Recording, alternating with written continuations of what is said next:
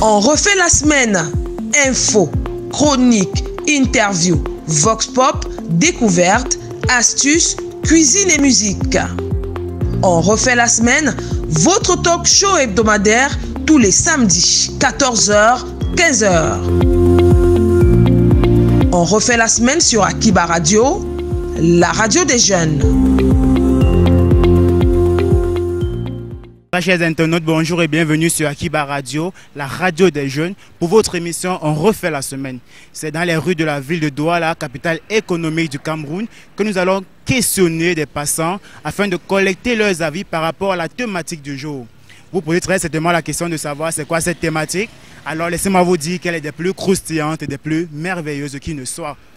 Comment concevez-vous la relation entre élèves et professeurs? Alors pour ne rien rater de cette émission, je vous prie de me suivre.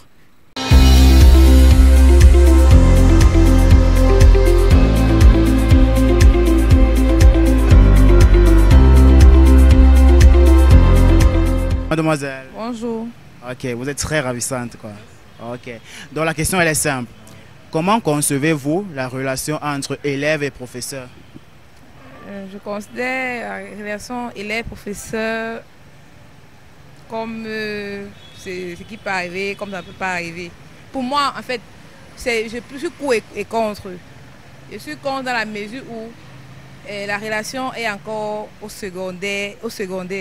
Parce qu'au secondaire, les filles sont, la majorité des filles sont à l'âge pubère. Elles ne sont pas encore conscientes des réalités de la vie. Il y a plusieurs enjeux. Les enjeux, elles ne savent pas encore. Elles ne savent pas encore, elles ne connaissent pas encore les enjeux de la vie. Donc ça peut arriver que c'est le professeur qui est plus psychologiquement, il a le dessus. Et il veut juste s'amuser, il passe à d'autres choses. Bonjour. Ok, t'as un beau sourire toi. Si. Okay. La question elle est très simple. Comment conçois-tu la relation entre élèves et professeurs?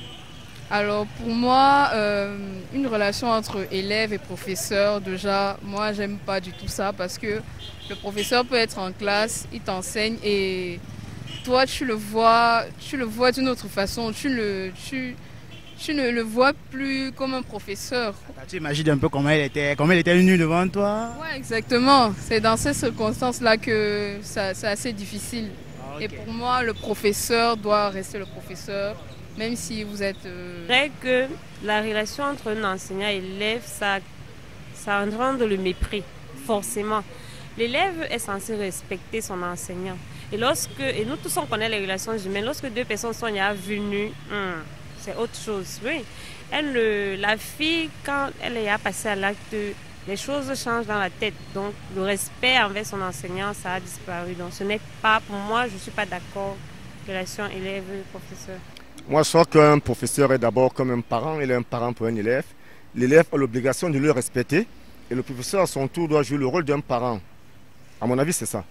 Donc pour vous, c'est que on ne peut pas concevoir alors la relation élève-professeur. Donc c'est tabou, on ne parle même pas de ça.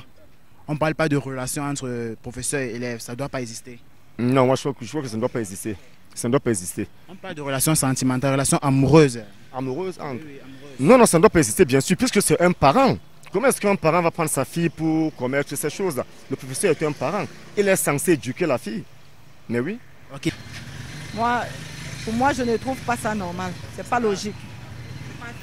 Donc si ta fille rentre un jour, dit ta amie, mon professeur m'a dragué et il a l'argent, il a le cap.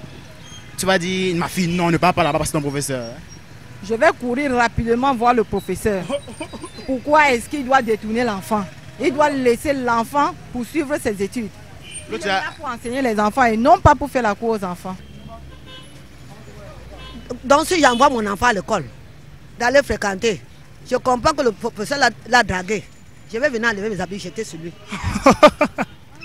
Donc si ta fille dit, mon professeur m'a dragué, non. Tu cours seulement à l'école. Je parle à l'école, il va aller leur raconter là-bas. Oh là là. J'enlève les habits sur moi, je jette sur lui. J'ai envoyé mon enfant d'aller fréquenter, ne pas envoyer mon enfant que tu viennes draguer ma fille. Oui, je vais mettre des barrières. Donc tu vas laisser passer l'amour de ta vie parce que c'est ton professeur. C'est pas forcément l'amour de ma vie. Qui te dit? Ça peut être l'amour de ta vie, non? Qui te dit ça? Bah parce que c'est un professeur et les professeurs restent les professeurs. Ok, ça veut alors dire que tu ne vas jamais te marier avec un professeur. Ils sont souvent en dehors de l'école, ça va, mais si ça allait... Je vais dire non parce que c'est son professeur, c'est pas ce qu'elle allait faire là-bas. Elle allait étudier, elle n'est pas allée chercher un mari. Et je serais contre ce professeur, je serais fâché contre lui. Donc, même s'il a de très bonnes intentions, il ne doit pas approcher votre fille pour dire tu me plais. Il doit cacher ses sentiments, il doit refouler ses sentiments pour votre fille. S'il est bien intentionné qu'il a cherché une femme, ma fille est venue étudier. Elle n'est pas venue se marier. Le bonheur ne se trouve pas seulement dans le mariage. Même quand tu étudies, tu as tes diplômes, tu travailles, tu as ton argent et tu peux faire de ça ce que tu veux.